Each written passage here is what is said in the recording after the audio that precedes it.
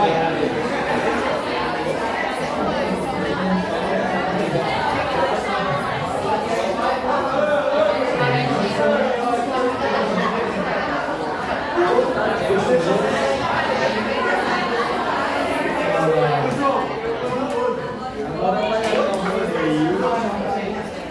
morder a língua.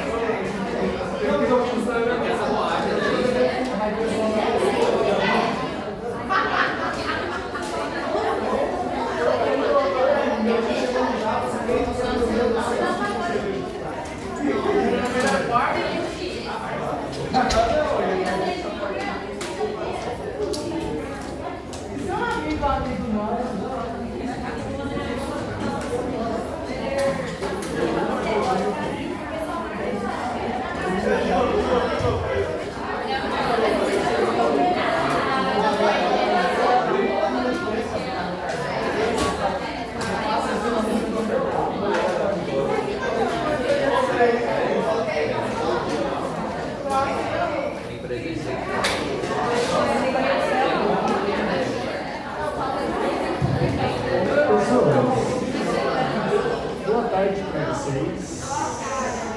Sejam todos bem-vindos. Hoje a gente continua a nossa discussãozinha e eu resolvi fazer uma situação.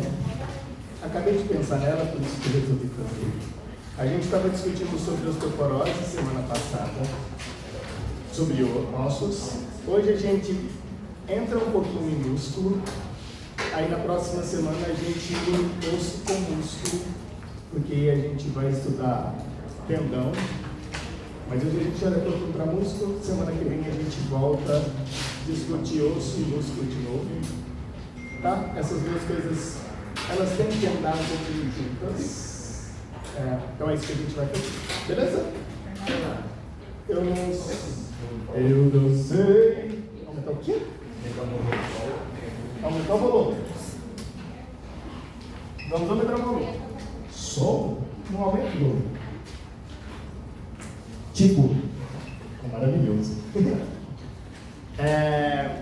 E aí a gente vai fazer agora uma coisa que a galera acha difícil. Mas você não é a galera, então você vai achar fácil. Que a gente vai juntar respiração celular e contração muscular.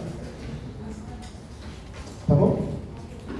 Então, por favor, eu sugiro que você vá tirando algumas fotos, porque esse quadro que você vê que está agora um pouquinho organizado, vai virar exatamente uma zona daqui 50 minutos. Podemos começar? Sim? Sim. Então deixa eu começar dando nome aos bois. O que representa cada uma dessas coisinhas. A pilha está acabando, cacete.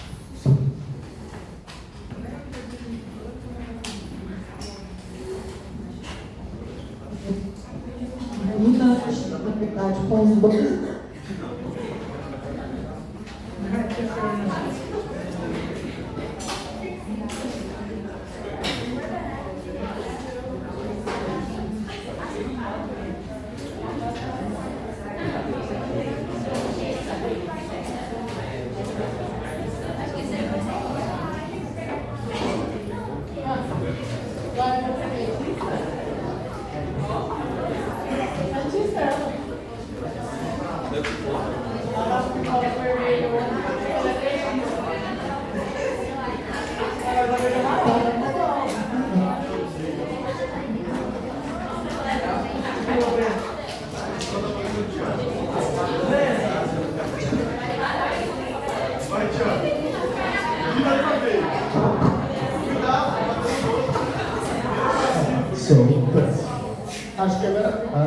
Agora vai. Então olha só, queridinhos, o que a gente está visualizando nessa nossa brincadeira? É o seguinte, isso que está destacado para você que está tremendo aí, representa um capilar sanguíneo não é um vaso sanguíneo, tá? Aliás, é um vaso sanguíneo de menor calibre possível, é sempre ao nível de capilar, não podemos esquecer isso. Isso representa uma terminação nervosa com as vesículas sinápticas. Isso representa uma célula muscular. E aqui representa a nossa mitocôndria. Beleza? E isso vai ser o nosso sarcômero, que vai ser uma unidade contrátil. Claro que são centenas de milhares de sarcômeros. Tá. E aí eu vou falar para vocês, levando em consideração a glicólise. Poderia ser a beta-oxidação, poderia ser qualquer outro nutriente como fonte energética. Eu escolhi a glicose, sei lá por quê. Pensei, glicose. Pensei. Beleza? Se você conseguiu assistir o vídeo que eu havia falado para você assistir, você vai perceber o seguinte: a primeira coisa que acontece para você contrair a sua musculatura estriada esquerda, antes disso, quem conseguiu assistir o vídeo? Levanta a mão, por favor.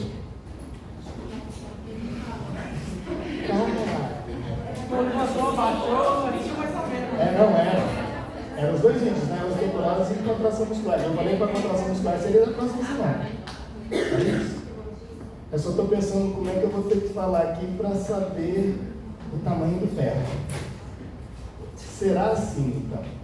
A primeira coisa que vai acontecer para que o seu músculo contraia é a liberação de neurotransmissor no que você chama de placa motora, também chamado de junção neuromuscular. Então não é qualquer lugar que você tem a placa motora ou a junção neuromuscular. Lógico, tem que ser terminação nervosa de neurônio e músculo. Lógico, neuromuscular. As vesículas sinápticas vão liberar aqui o neurotransmissor. Obrigatoriamente, vou mudar a frase.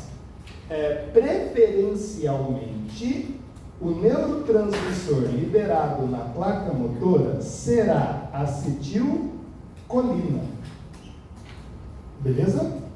Todos os livros que você pegar para estudar, você vai perceber que a acetilcolina é o principal neurotransmissor liberado para que existam processos de contração de musculatura estriada esquelética. E aqui vale uma observação extremamente importante. Eu já falei dessa observação para vocês e vou relembrar mais uma vez. E eu falo isso milhares de vezes para você não esquecer.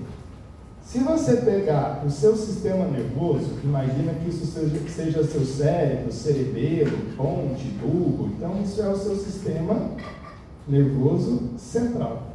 Aqui você tem uma medula muito bonitinha, que é a sua medula espinhal. Bem, existirão nervos que vão chegar na sua medula e existirão, o amarelo aí se enxerga, né? E existirão nervos que vão sair da sua medula. Bem, os nervos que estão chegando na sua medula, a gente chama eles de pré-ganglionares. E o que está saindo da sua medula espinhal, a gente chama de pós-ganglionares. Belezinha até aqui? Belezinha. Se a gente dividisse a medula espinhal em quatro partes, você perceberia que a primeira parte, ela é o que a gente chama de cervical. Depois você tem a torácica, a lombar e a sacral. Todos os nervos que saem, então eu estou pensando no pós-ganglionar. Todos os nervos que saem da cervical e da sacral representam sistema nervoso parasimpático. Todos os nervos que saem tóraco, lombar representa sistema nervoso simpático. os neurotransmissores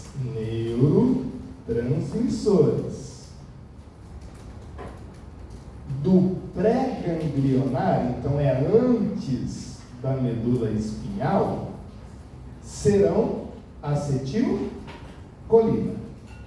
Independe se é simpático ou se é parasimpático. No pós-ganglionar, o parasimpático continua sendo acetilcolina e o simpático, noradrenalina. Então, a mudança de neurotransmissor só acontece pós-ganglionar. Pré-ganglionar, simpático e parasimpático utiliza qual neurotransmissor? Acetilcolina. Pós-ganglionar é que muda o neurotransmissor. Então, acetilcolina vai ser chamado de colinérgico. Noradrenalina e adrenalina será chamado de adrenérgico, mas só muda pós-ganglionar. Contudo, quando a gente pensa na contração muscular, a gente utiliza como base a acetilcolina como sendo o neurotransmissor. Não utiliza outro neurotransmissor. Aí você pode pensar, ué, mas outro neurotransmissor não faz também? Faz também, tá? Mas a gente utiliza para estudar acetilcolina. Show de bola? Entendeu isso? Sim? Então, quando você pensa na divisão autônoma do sistema nervoso, é uma divisão anatômica. Então, é a anatomia que vai dizer para você se o sistema nervoso é simpático ou se ele é parasimpático. Então, todos os nervos crânio, sacrais, pós-ganglionares são parasimpáticos. Todos os nervos tóraco, lombar, pós-ganglionar são simpáticos. Dúvidas? Não? Lembra o neurotransmissor pré-ganglionar? Todos acetilcolina. Pós-ganglionar, muda. Se for adrenalina, simpático. Se for acetilcolina, parasimpático. Dito isto, voltamos para essa brincadeira. Então, quando você pega a sua terminação nervosa, o neurotransmissor liberado, que a gente vai estudar, se chama acetilcolina. E aí o que vai acontecer? Você vai ter um receptor, não escreve, mas era para ter um receptor. Aqui, ó. Ô, Léo. Sou eu. Repete a parte que você falou da adrenalina. Só pós-ganglionar. A adrenalina é o neurotransmissor pós-ganglionar. Neurotransmissor pós-ganglionar. É para frente da medula. Para trás da medula é sempre acetilcolina.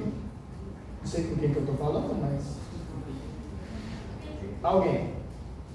Então sempre é pós. Sempre é depois do gânglio, depois da medula. Porque você vai ter várias sinapses acontecendo. E essas sinapses estão acontecendo, você vai ter que liberar neurotransmissor. Perceba, pensando em neurotransmissor, além do simpático e do parasimpático, lá no seu cérebro, não sei se você já estudou isso algum dia na vida, vai ter um sistema límbico. Já ouviu falar isso? Sistema límbico. O sistema límbico é o sistema das emoções. Tipo, se você sente prazer, se você sente ódio, se você gosta, deixa de gostar, se você tem medo, se você não tem medo, qualquer coisa.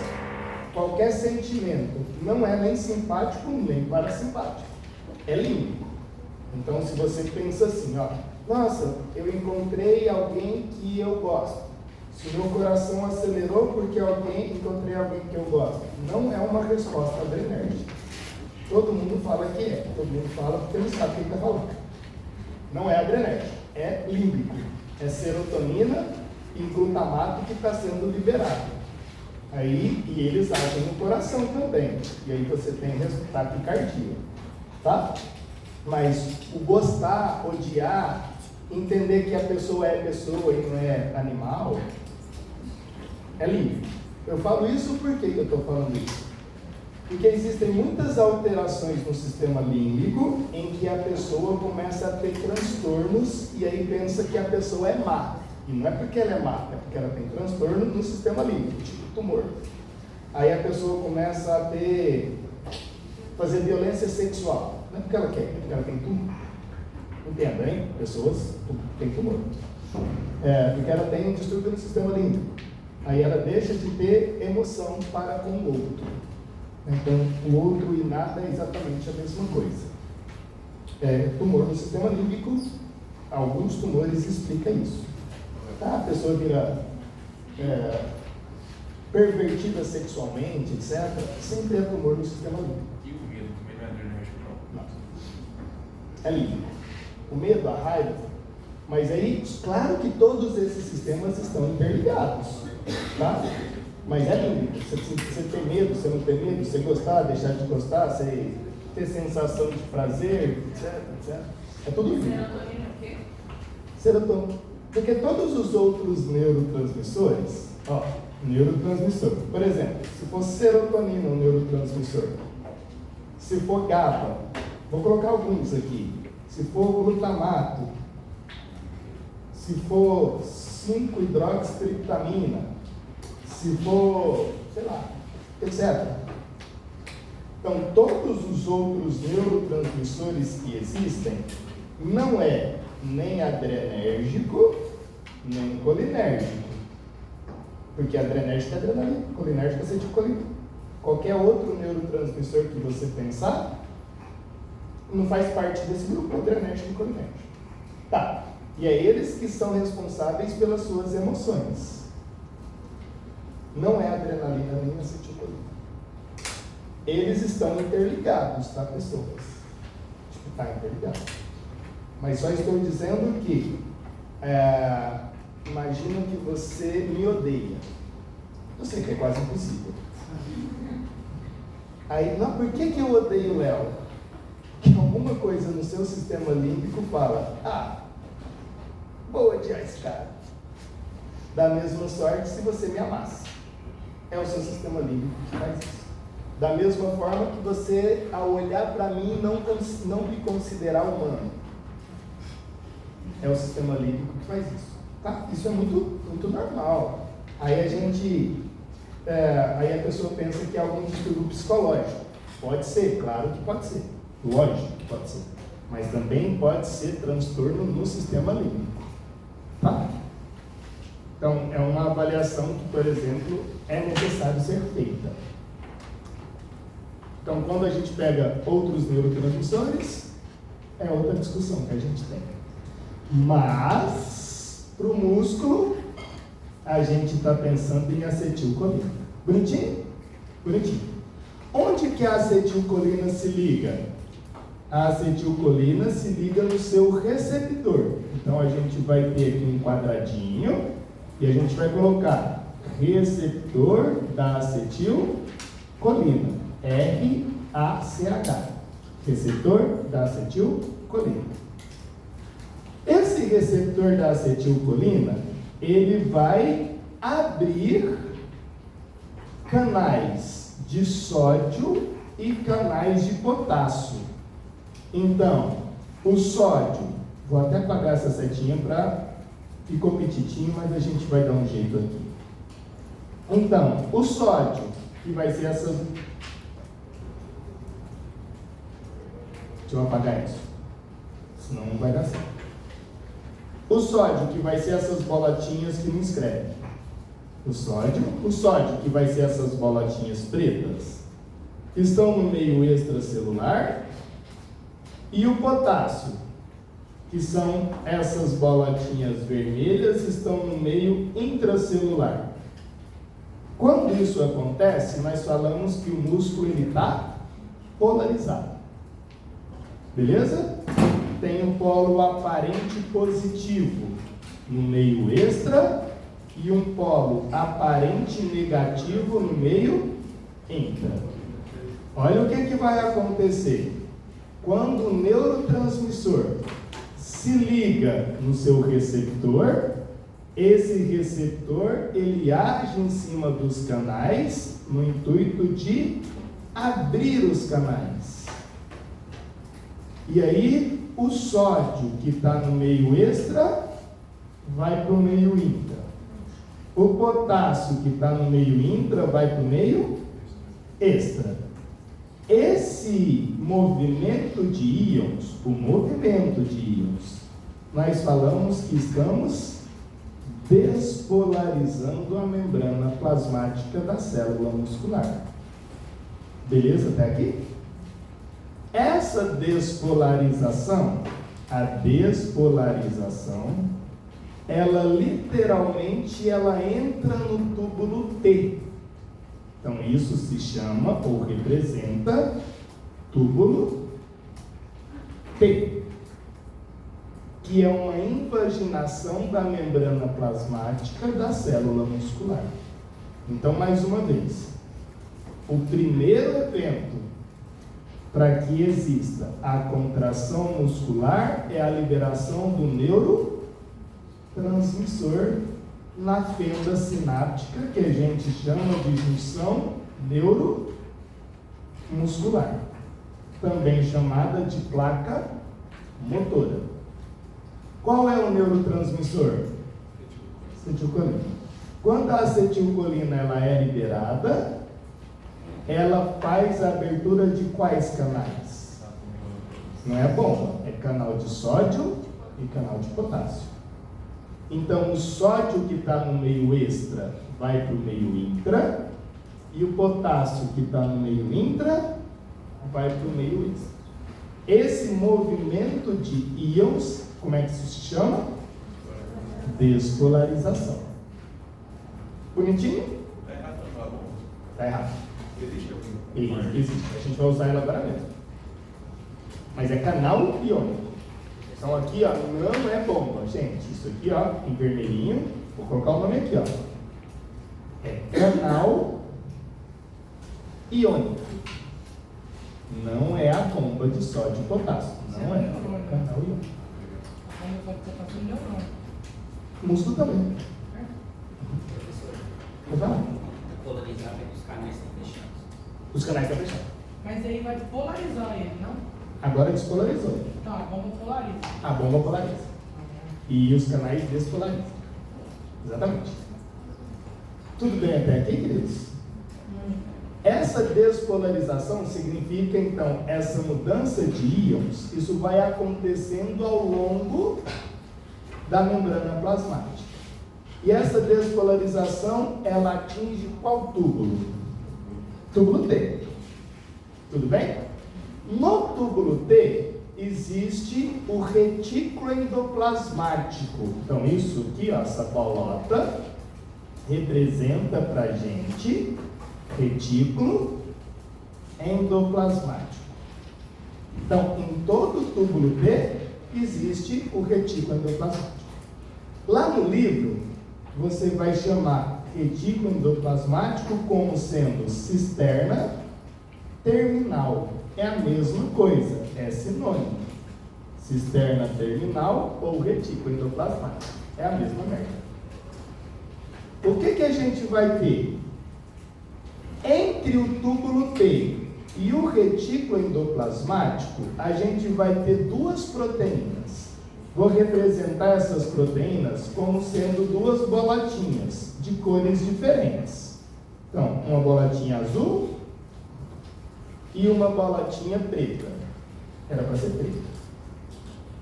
Uma bolotinha azul e uma bolotinha preta. São duas proteínas diferentes. Tudo bem? A bolotinha preta, e eu vou até escrever ela de preto aqui para você perceber que preto e preto é a mesma coisa. vai ser o receptor, olha que nome bonitinho, de hidropiridina.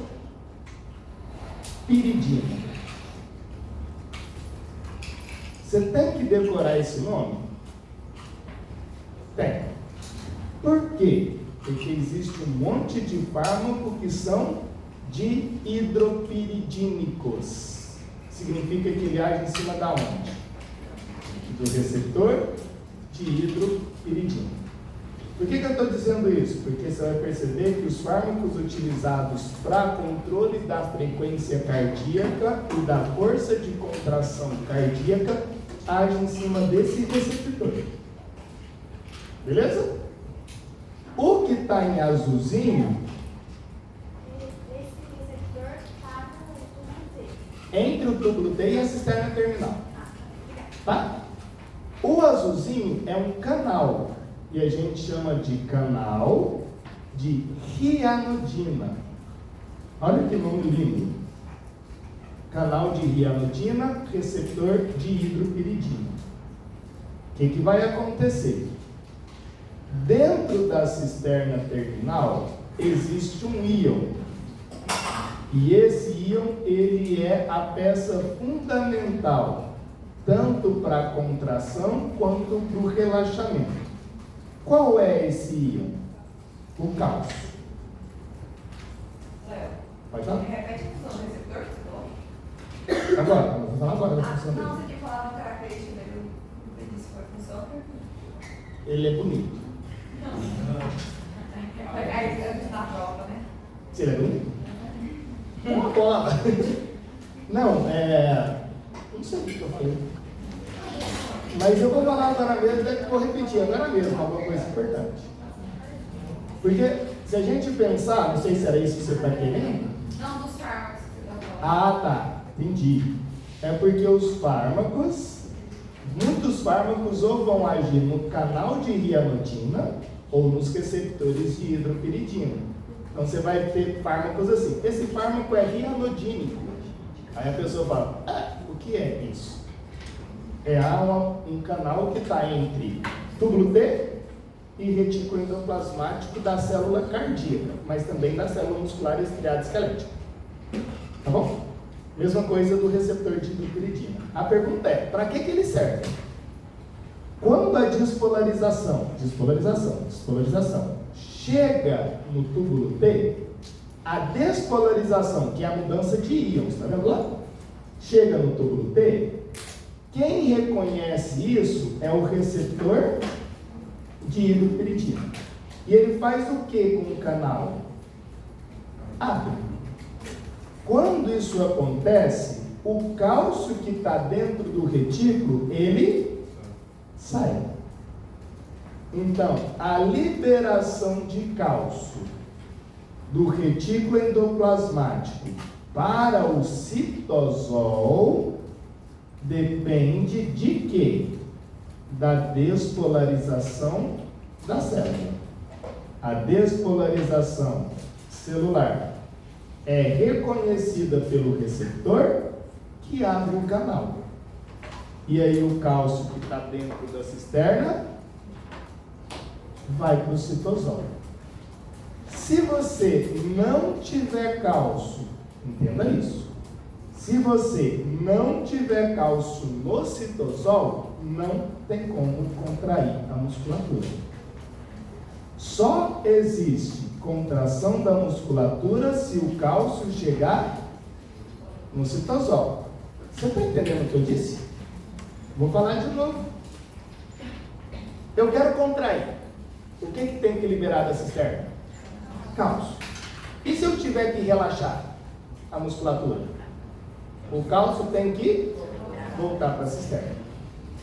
Funciona assim. Olha que genial que é isso.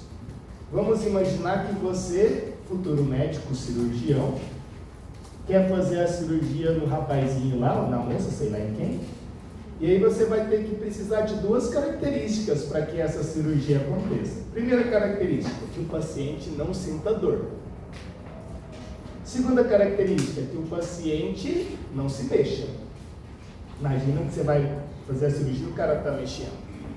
E claro que a pessoa só mexe se tiver contração muscular. Então você vai pedir para o seu anestésico: amiguinho, por favor, dê a anestesia no meu paciente. O anestésico está pensando em duas coisas: ele tem que parar de sentir dor e tem que parar de mexer. Como é que você acha que ele vai parar de mexer? Retirando o cálcio do citosol da célula muscular. Simples assim. Mas só vai tirar ou bloquear também? Tanto faz. Existem diferentes classes de relaxantes musculares. Ou vai impedir com que ele saia, ou vai impedir, ou vai resgatar o cálcio que está no citosol. E a creme? Não, calma. Cãibra é daqui uma hora. Qual é o grilo, gente? O grilo é: se você retira o cálcio do citosol, então você vai colocar um fármaco que vai bloquear o canal, ou que vai bloquear o receptor, ou outro fármaco que vai retirar o cálcio do citosol. Qual é a dificuldade? É depois você fazer com que o cálcio volte para o citosol. Eu acho que você já deve ter escutado em algum momento da sua vida aquela expressão: e o paciente não voltou da anestesia. Já? E o paciente morreu. Na verdade, não é o paciente que não voltou, é o cálcio que não voltou. E sem cálcio não tem contração muscular. Aí você está pensando: se o seu músculo diafragma não contrai, se o seu músculo intercostal não contrai, você tem parada respiratória. É por Se o isso que seu- o paracetamol mata? Por isso que o paracetamol mata? Também, mas é também por variação de pH. Mas você tem o músculo cardíaco, se ele contrai e depois não relaxa, você tem parada cardíaca. É o que o pessoal chama: e a pessoa teve parada cardiorrespiratória. Por quê? Por causa dessa merda desse íon cálcio. E os fármacos de até 5 anos atrás eram extremamente complexos, porque ao se ligar ao canal de rianodina e receptor de hidropiridina, não soltava mais, não desligava mais. Aí a pessoa, tipo, tirei o cálcio, contraiu e nunca mais relaxava a musculatura. Era como se tivesse uma cãibra generalizada ou um relaxamento generalizado. E claro, a pessoa morre. Tudo bem? Então, isso é muito sério. Você falou aí da câimbra, a câimbra tem diferente, é a mesma? É a mesma ideia. Mas calma que a gente vai chegar na cãibra. Calma. Senão, é porque a cãibra é a última coisa da discussão.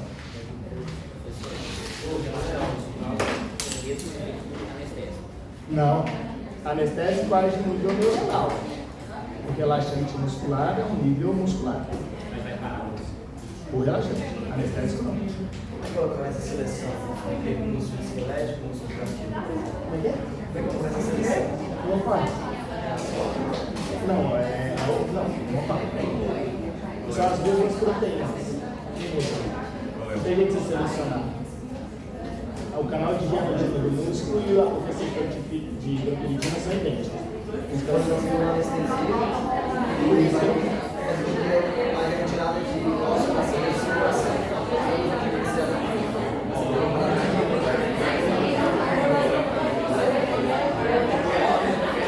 Pessoas, eu não estou escutando. Aguenta aí. Cara, eu vou te dar uma palavra. É, a tetania. É liberação de cálcio. Músculo. A tetania é o tetra, a liberação de cálcio do retina.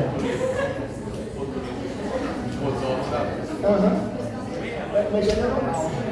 Mas tétano, professor, tétano não vai musculatura? Relaxa. Mas um é neuronal, outro é muscular. Volta lá. Agora a gente chegou até um ponto importante, que é: o cálcio foi liberado do retículo endoplasmático. Agora a gente vai pensar no sarcômero. Deixa eu mostrar isso para você bonitinho. Quando você olhar para o sarcômero, eu quero que você pense exatamente nisso. Isso é uma eletromicrografia do sarcômero. Aqui você tem dois sarcômeros diferentes. Um sarcômero que está relaxado e um sarcômero que está contraído. Tá. O que é o sarcômero? É a menor unidade contráctil que existe na musculatura, tanto estriada esquelética quanto cardíaca. Não existe no músculo liso. Só no estriado esquelético e no cardíaco. Esse sarcômero, ele é compreendido num espaço que a gente chama de, que está escurinho aqui, ó. Esses dois escurinhos se chama linha Z. Então, o sarcômero é esse espaço entre as linhas Z. O que você está vendo é uma foto de várias proteínas. Então, a gente tem várias proteínas aqui dentro, várias. As mais conhecidas são actina e miosina. Mas tem várias outras, várias outras. Mas primeiro a gente vai visualizar a morfologia do sarcômero e depois entender das proteínas. Então, o sarcômero ele é compreendido entre duas linhas Z. Isso que está mais claro, ó, a gente vai chamar de banda I, e vem da palavra isotrópico, significa permite a passagem de luz, e por isso fica claro. E essa banda mais escura, a gente vai chamar de banda A, de anisotrópico, ou seja, não permite a passagem de luz. Então você fica banda clara, banda escura. Banda clara, isso se repete, banda escura, banda clara, banda escura. Então fica isotrópica, anisotrópica, isotrópica, anisotrópica. Beleza? Beleza. Isso aqui do meio, ó, a gente chama de linha M, que vem da miomesina, que é uma proteína. E esse espaçozinho, acho que você está vendo, que fica um pouquinho mais claro aqui, ó. Né? Tá claro, escuro e claro? Chama-se zona H. Tá bom? Agora, esse H vem do alemão, e eu não sei falar alemão, então não sei que merda que é isso. É H. H de H. Não sei. Tá? Não sei de que é esse H. Aí o que você está percebendo? Espero que esteja. Quando o músculo ele está relaxado, as duas linhas Z estão afastadas umas das outras. Quando o músculo está contraindo, existe uma aproximação das linhas Z. Quando você aproxima as duas linhas Z, significa que você teve um encurtamento do sarcômero. O seu sarcômero ficou menor. Bem, para que o sarcômero volte para a posição inicial e aí o músculo volte a relaxar, você vai ter uma proteína que a gente chama de proteína em forma de mola. Agora mesmo você vai ver ela se chama titina, que é uma proteína em forma de mola. Então a nossa ideia ela é mais ou menos assim. Dá uma olhadinha para isso, por favor. Você está vendo a fibra muscular com o seu sarcômero, tá bom? Que é a menor unidade de contração. O que está em vermelho é a banda A e o que está lá em clarinho é a banda I.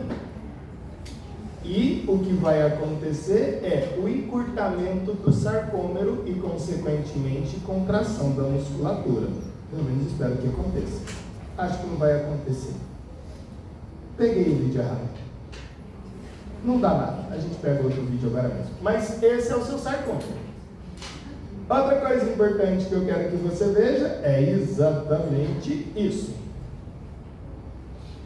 O que você está observando aqui? Quais são as proteínas que estão no sarcômero? Então você está vendo lá, ó. Isso que está em verde, que eu estou colorindo em vermelho, é a linha Z. aqui é outra linha Z. Beleza? Então, esse espaço é o sarcômero, é a menor unidade de contração. Bem, o que está em verde é a quitina. E o que está em roxo é miosina. Então você tem a quitina e miosina. E o que liga a quitina, o que liga a miosina é a proteína M, que a gente chamou lá de miomesina. Tá bom? Quando você pensar na miosina, é isso aqui, ó, que eu estou circulando para você. Isso é a miosina. A miosina é uma proteína que tem a cabeça da miosina e tem a cauda da miosina. A cabeça fica movimentando para cá e para lá. E é justamente a movimentação dessa cabeça que faz o encurtamento do sarcômero. O contrário não é verdade. Não é a movimentação da cabeça que faz a distensão do sarcômero.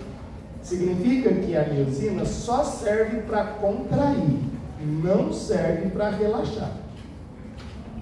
Então, quando a miosina se liga na quitina e puxa a quitina, o sarcômero que estava relaxado contrai.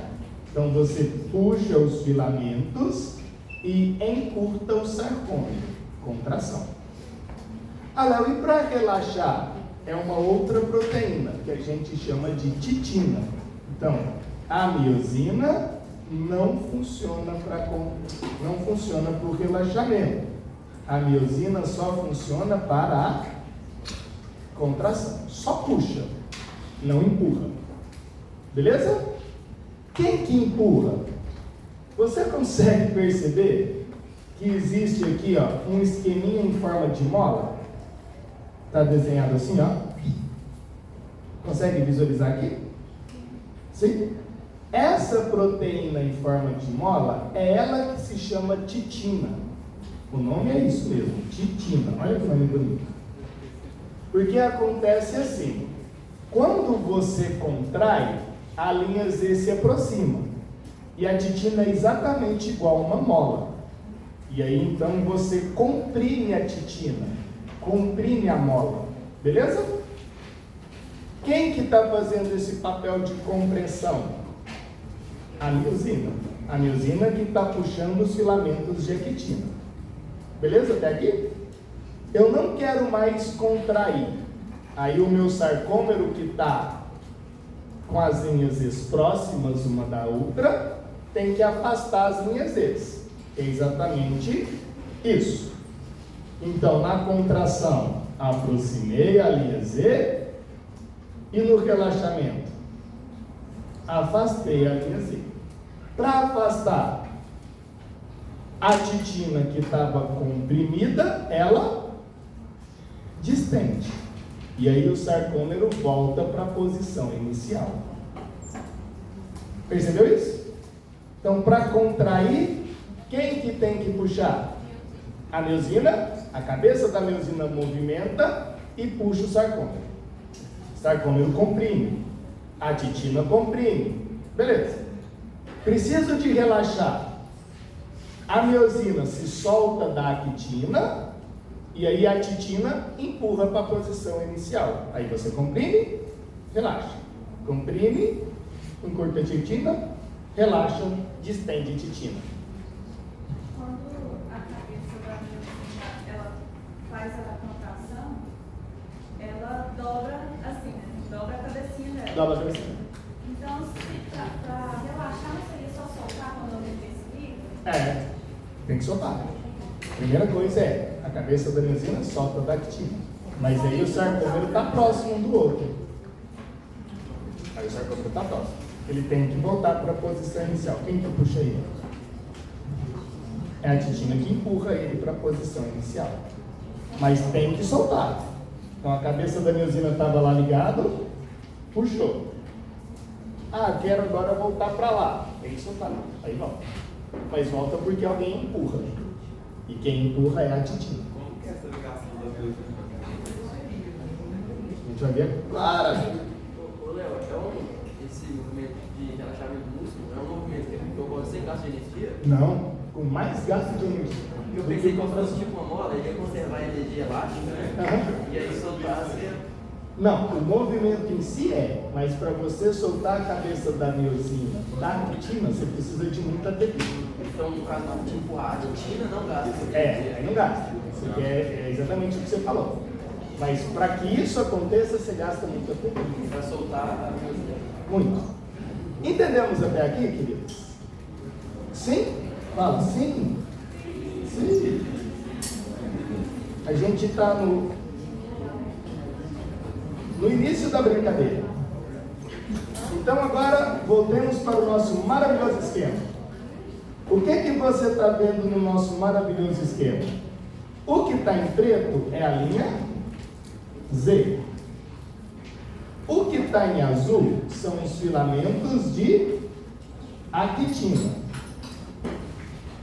Vou representar que cor?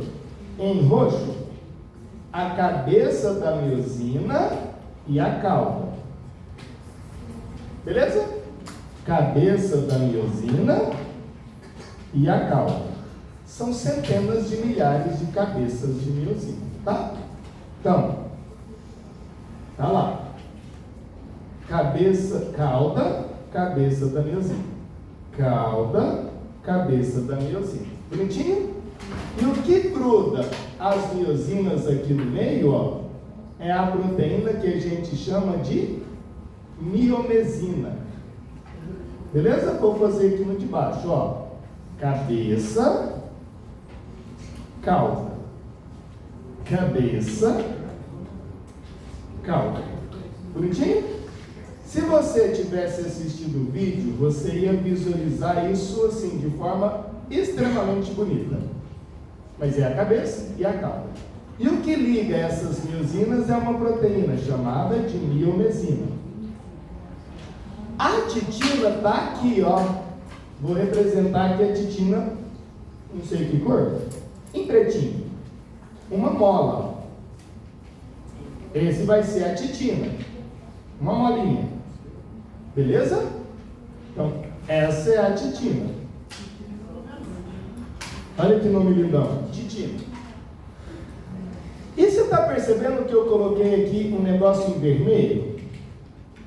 Isso que está em vermelho aqui, ó, é uma outra proteína. E ela se chama complexo troponina barra tropomiosina. Bem, o complexo troponina é formado por 3 proteínas. A gente chama de proteína T, proteína C, proteína I. Você vai perceber que essas proteínas são marcadores de infarto. Nossa, a pessoa infartou? Não sei. Mede as troponinas. Tá? Que é o complexo troponina. Essa aí é a enzima que acusa de sanguíneo? Não. É outra do infarto, então? Não, do infarto matou na corrente sanguínea, não. Você encontra ela na corrente sanguínea. Não, é porque quando a pessoa infarta, tem uma enzima que acusa, né? É, que são que acusa. Que acusa na corrente sanguínea. É, essa aí mesmo? É essa aqui. É o complexo troponina. Tá? Tem 3 proteínas. Você vai perceber que 2 delas são marcadores de lesão cardíaca. Bem, o que vai acontecer? Olha se você entende. Vou mudar aqui a página para você entender isso bonitinho. Talvez essa seja a parte mais importante da brincadeira. Então a gente vai ter assim, ó. Isso que eu estou representando em boladinha vai ser a minha actina, beleza? Beleza. Isso vai ser a cauda da miosina e aqui é a cabeça da miosina. Aqui, ó, nós teríamos a linha Z. Ligando a cabeça da miosina com a linha Z, você tem quem? A titina. Fechou? Entendeu até aqui? Entendeu? E aí a gente tem um complexo. Como é que chama o complexo? Troponina, tropomiosina. Bem, e agora a gente vai precisar do íon que foi liberado do retículo endoplasmático. Qual é esse íon? Cálcio. Agora você entende tudo. Dá uma olhadinha para lá. A ideia vai ser o seguinte, vamos ver se eu vou conseguir fazer isso tudo. Olha, eu vou falar depois eu desenho bonitinho. O cálcio se liga no complexo. Cálcio se liga no complexo. O complexo com o cálcio sai do lugar. Então, para que serve o cálcio? Para tirar o complexo do lugar. Quando o complexo sai do lugar, então tem que sair, e só vai sair se tiver cálcio. Então imagina lá, saiu do local, ele vai permitir, quando sai do local, tem que ter o íon cálcio. Ele vai permitir que a cabeça da miosina interaja com a actina. Só vai interagir cabeça da miosina com a actina se o complexo sair do local. O complexo só sai do local na presença de qual íon? Cálcio. Vamos fazer o contrário. Eu vou tirar o íon cálcio. Apaguei o cálcio. Não tem cálcio. Significa que o complexo troponina impede a ligação da miosina com a actina. Entendeu a ideia? Então, para que o sarcômero seja puxado e você tenha o encurtamento do sarcômero, você precisa que a miosina interaja com a actina. Só que existe uma proteína que atrapalha isso. Qual é a proteína? É o complexo troponina-tropomiosina. Se existir o complexo, a cabeça da miosina não interage com a actina, porque o complexo atrapalha. Tá. Nessa situação, o músculo está relaxado. Mas eu não quero o músculo relaxado, eu quero o músculo contraído. Para isso, o retículo tem que liberar qual íon? Cálcio. Quando o cálcio se liga ao complexo, o complexo muda a sua conformação e permite com que a cabeça da miosina interaja com a actina. Quando isso acontece, a cabeça da miosina, a cabeça da miosina, só a cabeça, vai se movimentar. Tipo, a cabeça da miosina é minha mão, ligou lá na actina e ela faz esse movimento, a cabeça. Só. Quando ela faz esse movimento, o sarcômero,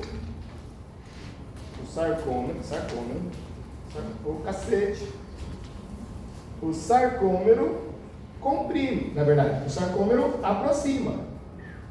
Claro que a proteína está indo junto, né? E o que acontece com a titina? Comprime. E aí você teve a contração muscular. Beleza? Mais uma vez.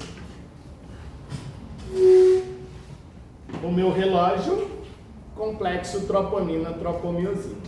O meu braço, actina. Minha outra mão, miosina. O relógio impede com que minha mão encoste no braço. Simples assim. Fechou? Tem que tirar o complexo do lugar. Qual é o íon? Cálcio. Tira do lugar. Não destrói nem nada, só tira do lugar. Agora a cabeça da miosina consegue encontrar a actina. Quando encontra, faz esse movimento. E aí você tem o encurtamento do sarcômero. Beleza? Beleza. Isso é contração. Não é relaxamento. Ah, Léo, mas eu quero que relaxa. Beleza. Para relaxar, o que tem que sair? O cálcio. Quando o cálcio sai, o complexo impede com que a cabeça da miosina interaja com a... E aí, a titina que estava comprimida, distende. E aí, todo o processozinho volta para a sua posição inicial. E o músculo relaxa. Entendeu a ideia? Sim, não. Bem, quando o músculo não relaxa, você tem cãibra. Então a cãibra não é excesso de contração. A cãibra é falta de relaxamento muscular. Parece que é a mesma coisa, não é? Os mecanismos utilizados para contrair são diferentes dos mecanismos utilizados para relaxar. Então, quando você fala assim, nossa, o paciente infartou, o que significa? Que ele teve cãibra no coração. Significa que o músculo dele contraiu e não relaxou. Quando você tem cãibra ao fazer atividade física, é exatamente isso que acontece. O seu músculo contraiu e não relaxou. Pode falar. É outra discussão. Aí é íons e água. Vamos devagar. Então, o que aconteceu? Pode falar. Complexo troponina, troponazina. Agora, o que a gente vai ter que entender para que isso tudo funcione? Para que tudo isso funcione, essa glicose, lembra que você tem muito dela lá dentro, lá na sua corrente sanguínea. Aí essa glicose, ela tem que entrar na célula. Beleza? Vou fazer aqui bem rapidão. Quando a glicose ela entra na célula, ela passa por 10 reações químicas até virar piruvato. Sim? Você tinha que decorar para mim o primeiro, o terceiro, o sexto e o 10º passo. Virou piruvato. Esse piruvato, ele entra na mitocôndria. O piruvato, 3 carbonos, dentro da mitocôndria vira acetil coenzima A. Essa acetil-CoA roda o ciclo de Krebs. Lá no ciclo de Krebs será formado o NAD+, ele vira NADH. Vou colocar em outra cor, em azul. Vou até melhorar aqui, ó, para você não confundir. Vou colocar em azul. O NAD+ vira NADH. E em pretinho, o FAD-H2, desculpa, o FAD vira FAD-H2. Lembra disso? Lembra disso. Lembra, o NADH deixa seus elétrons em qual complexo? No 1. Do 1 vai para o 3, do 3 para o 4. E o FAD-H2? No 2. 2 para o 3, 3 para o 4. Quem que puxa esses elétrons? O oxigênio que estava lá na sua hemácia, dentro da hemoglobina. Esse processo de liberar o oxigênio, para o oxigênio entrar na musculatura ou em qualquer célula, se chama perfusão. Bonitinho? Aí o oxigênio solta da hemoglobina, vai para dentro da musculatura. Onde que esse oxigênio vai? Para qual complexo? 4. E o oxigênio deveria virar água. Não vira, deveria. Vira espécie reativa de oxigênio também. E aí você tem uma outra proteína, que ela se chama ATP sintase, que ela vai pegar os prótons que foram produzidos ou colocados no espaço intermembrânico a partir da cadeia transportadora de elétrons e vai colocar esses prótons de novo na matriz. Esse processo gera ATP. Então a gente precisa de ATP para que aconteça o processo de contração muscular e de relaxamento muscular. Você precisa de muito mais ATP para relaxar do que para contrair. Muito mais. A relação é quase de 1 ATP para contrair e 3 ATP para relaxar. Você precisa de 3 vezes mais energia para o seu músculo ficar relaxado quando comparado para o seu músculo contrair. Parece que deveria ser o contrário, né? Mas não é. Então, relaxar precisa de ATP, mais do que contrair. Lembrou de onde vem o ATP? Aí o que vai acontecer? Se você não tiver oxigênio dentro da célula muscular, o que acontece com a quantidade de ATP? Diminui. Se você diminui a quantidade de ATP, o músculo contrai e não relaxa. Quando o músculo não relaxa, você acaba de ter cãibra. Que hora que eu falei de ácido lático? Nenhuma hora. O que ácido lático tem a ver com isso? Nada. Então por que todo mundo fala de ácido lático? Porque ele não sabe o que está falando. Não tem nada a ver ácido lático. Quando eu falo que não tem nada a ver, porque fica parecendo assim, caralho, o mundo está errado, fica praia, né? Na verdade, claro que tem uma lógica. Qual é a lógica? A lógica é assim, ó. Se você diminui perfusão, então eu estou diminuindo perfusão, significa que está chegando menos oxigênio dentro da minha mitocôndria, certo? Se está chegando menos oxigênio na minha mitocôndria, trava cadeia transportadora de elétrons, trava ciclo de Krebs. Aí o piruvato não entra na mitocôndria. Aí o piruvato vira o quê? Lactato. E esse lactato serve por quê? O passo 6 da via glicolítica precisa de NAD+, e gera NADH.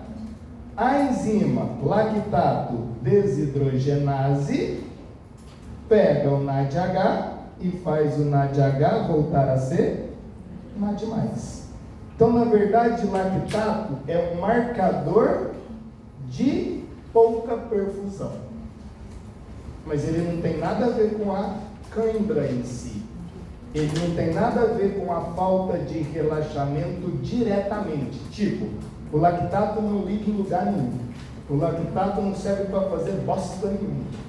Ele só serve para regenerar NAD+. Só. Por favor, o que as pessoas fazem? De forma errada. Qual é a diferença de lactato para ácido lático? Vou desenhar para você não esquece, desenha. Junto comigo, você vai lá assim, ah, claro, retardado. Essa molécula que eu estou desenhando para você, ó, essa molécula. Estou desenhando, você vai lá assim, nossa, é muito fácil, como é que as pessoas não sabiam disso? Layout. Vou apagar aqui para ficar bem bonitinho para você tirar uma foto. Aí você mostra para os outros. Eu não sei apagar. Vou apagar aqui para ficar bem bonitão. A gente vai desenhar, ó, carbono, carbono, dupla O, carbono, C dupla O, OH, hidrogênio, hidrogênio, hidrogênio, hidrogênio.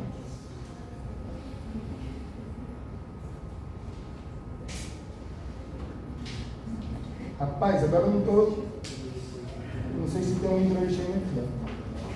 Espero que não tenha. Espero que não tenha. Vai que você tira a foto errada. Meu cérebro não está funcionando.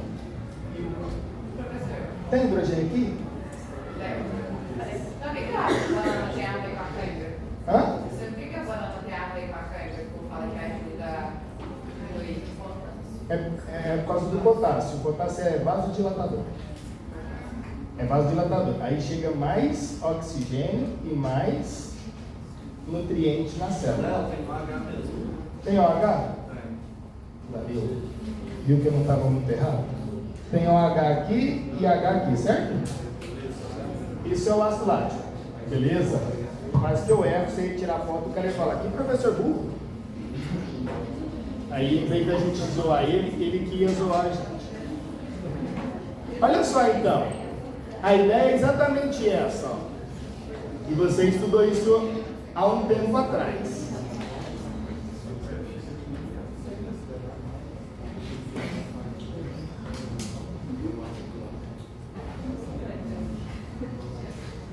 Meu Deus. Era para ser uma série.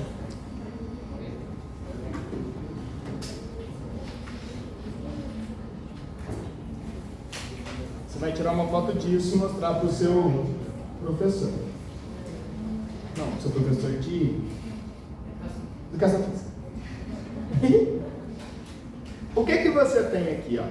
Essa molécula que eu estou chamando de A, ela é o ácido láctico. Oi, ácido láctico? Aí, por que ele é um ácido? Porque o ácido carboxílico dele, ele vai desprotonar. Ó. Então ele libera H+. Por isso é ácido. Beleza? Então a hidroxila desprotonou, liberou H+. Se você lembrar, o que sobra é a base conjugada. E a base conjugada se chama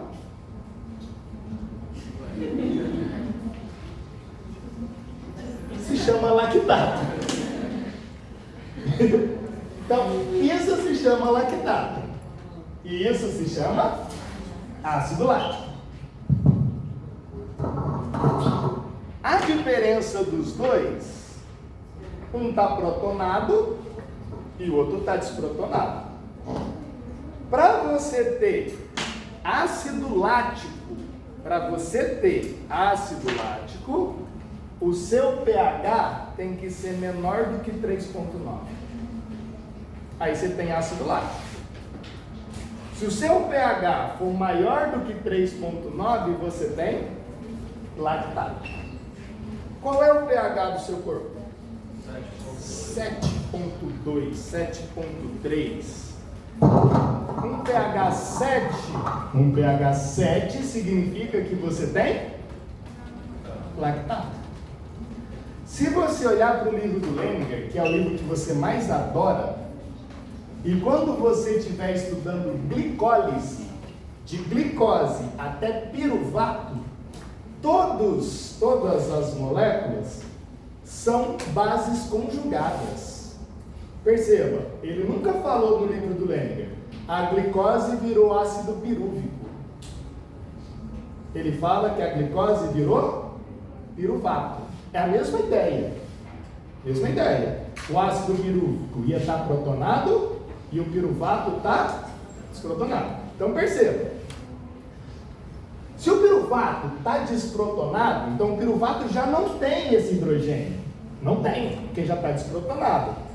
Ele não tem jeito de protonar e desprotonar, porque o pH do seu músculo é em torno de 7. Então o piruvato vira lactato. Se o pH fosse 3,5, seria ácido pirúvico vira ácido lático. Sim?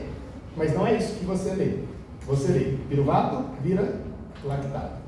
Então nem isso aqui acontece no nosso músculo, que é a desprotonação. Não acontece. Por que não acontece? Porque já chega desse jeito. Já chega desprotonado. Não é que ele desprotona e vira. Não é. Muitos artigos escrevem isso.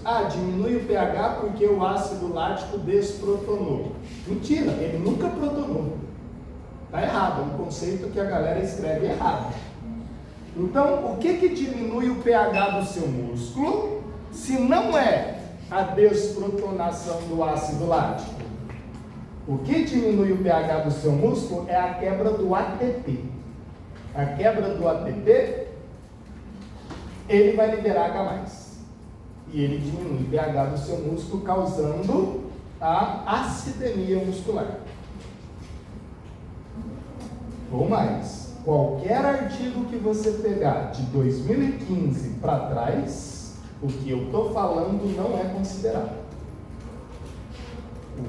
Tenho certeza que 99% dos artigos que você buscar aí na internet, isso aqui não é considerado. Tá? Você fala, nossa, é o ácido lático. Nossa, o artigo falou que é o ácido lático. Porque eles se esqueceram de considerar o pK do ácido lático. Chega a baixar o pH. Chega até uns 6, 6,5, 5, 5,5, mas ainda está longe do pK. Não, começa a desnaturar. Por isso que não pode. Se você chegar num pH em torno de 3,5, o seu músculo derrete. Tipo, seu pH é 7,4. Você fala assim, nossa, meu músculo chegou no pH 6. Você tem uma noção. A gente vai discutir isso já no segundo período. O seu pH muscular, o seu pH sanguíneo é 7,35 a 7,45. Se você chegar num pH 7,0, você está em coma.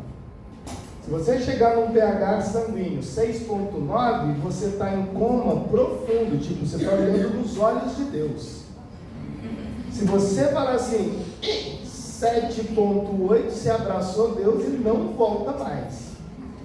Você fala assim, nossa, acabei de ter um milagre, estou ficando com o Senhor. Nos braços dele, literal. É seríssimo isso, não estou alugando nem um pouco, nem um pouco. É impossível, vou falar que a palavra impossível na biologia é uma bosta, né? Esquece o impossível. Não é comum você ter um pH muscular em torno de 3,5. Então, por isso que você não tem ácido lático, você tem lactato. Todos os intermediários dos ciclos, todos. Olha lá depois, presta atenção nisso quando você estiver estudando. Ele não fala nenhuma vez ácido pirúvico, ácido não sei o que lá, ácido não fala. Ele sempre trata com as bases conjugadas. Todos estão desprotonados. Beleza, pessoal? Ô, Léo. Oi. Pode ser pouco que eu vou perguntar. Não é não? Mas pô, eu fiz uma atividade mais intensa, corri. E aí, Correu.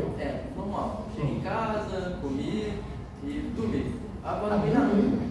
agora no meio da noite uma cãibra, porque isso é comum acontecer. Muito comum. Né? Muito comum. Mas a pessoa está respirando normal e tal, não está faltando oxigênio.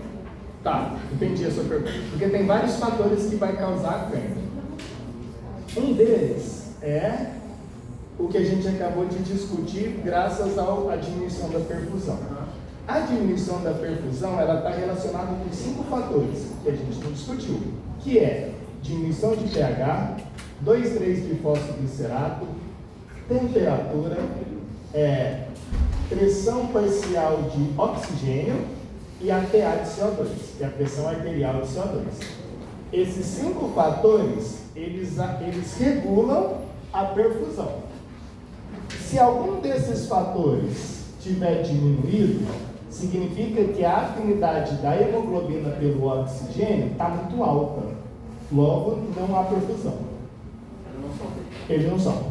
E aí, se não solta, isso acontece por vários motivos. Má alimentação, má hidratação. Lá no seu sono você pode ter aumentado a sua temperatura naquele músculo, diminuído. Você pode estar forçando mais a sua perna e o fluxo sanguíneo está diminuído. Vários fatores vão fazer com que menos oxigênio chegue no local ou, mesmo que chegue, não solte da hemoglobina. Qualquer um deles, se você não tiver oxigênio para rodar a cadeia transportadora de elétrons, menos ATP, não relaxa. E a gente nem falou de relaxamento ainda. No caso, uma infecção, no caso, quadro O que você usa? inflamatório. Com certeza. Aumenta a temperatura. Só que aí a gente vai ter que. Mas aí a gente tem que ter cuidado. O aumento da temperatura. Entendi o que você falou. O aumento da temperatura, aumento de pH, por exemplo, eles aumentam a perfusão. E o contrário é verdadeiro. Diminuição de temperatura, diminuição de pH, aumento de pH, desculpa. Então, de 5 fatores depende se ele aumenta ou diminui. Se tudo isso aumentar, concentração de H+, 2,3-bifosfoglicerato, temperatura, pressão de oxigênio e a pH de CO2, aumenta a perfusão. Se isso diminuir, diminui a perfusão. É diretamente proporcional. Professor, o lactato, no caso, seria o ácido lático, só que sem o H+, né? Isso. Já dissociado. Já Onde que vai esse H+. Não, ele nem Ele nem existe. existe. Nem existe. Então, pega lá, ó. Vou fazer isso para você visualizar. E ele não pode diminuir, aumentar o pH do sangue, no caso, se ele com algum H+, O quê? o lactato? Ele faz isso. Faz? Faz. Top, hein? Top. Top. O que eu preciso? Respiração celular. Só para me mostrar isso para você, e aí a nossa aula, essa primeira parte da aula está acabando. Eu preciso de pensar em respiração celular.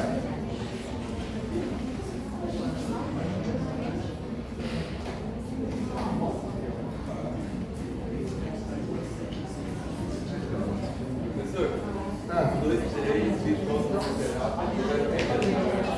Diminui a quantidade de hemoglobina pelo oxigênio. A gente vai discutir. Mas olha lá, irmão.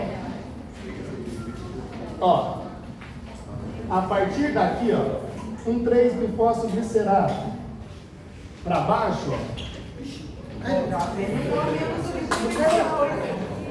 Mas se você olhar daqui para baixo, ó, 3-fosfoglicerato, está desprotonado. Está desprotonado. Está desprotonado. Está desprotonado. Não é que ele perde, ele nunca teve. Aí o piruvato, ó. Piruvato. Aí quando ele vira lactato, ele já está desprotonado. Se você colocar um hidrogênio aqui, aí vira ácido pirúvico. Só colocar o hidrogênio aqui. Ó. Mas para você colocar o hidrogênio aqui, você tem que ter um pH em torno de 4. Entendi. Aí no caso, se ele diminui, eu posso dar uma viajada? Né? Pode. Se ele aumenta o pH e ele está no músculo, o músculo está em contato com o osso. Pode deslocar a reação com a hidroxapatita, aumentando a resistência do osso? Ah, cara, eu nunca pensei nisso, hein? Lactato. Mas faz sentido, né? Pode, hein? É. Melhor o smart. A ideia é boa, né? Vou pensar numa coisa, Então, criar uma teoria a fazer, partir eu disso. falo. Essa ideia é boa. Talvez por isso quem faz exercício físico com muita eficiência e não sei o que, tem ossos mais rígidos. Pode ser. Gasta mais oxigênio? Não, porque produz mais Então, porque gasta oxigênio, Piruvato, a etc. TP faz sem. pode ser? Ah, mas então quem mora em região de altitude teria ossos mais fortes também.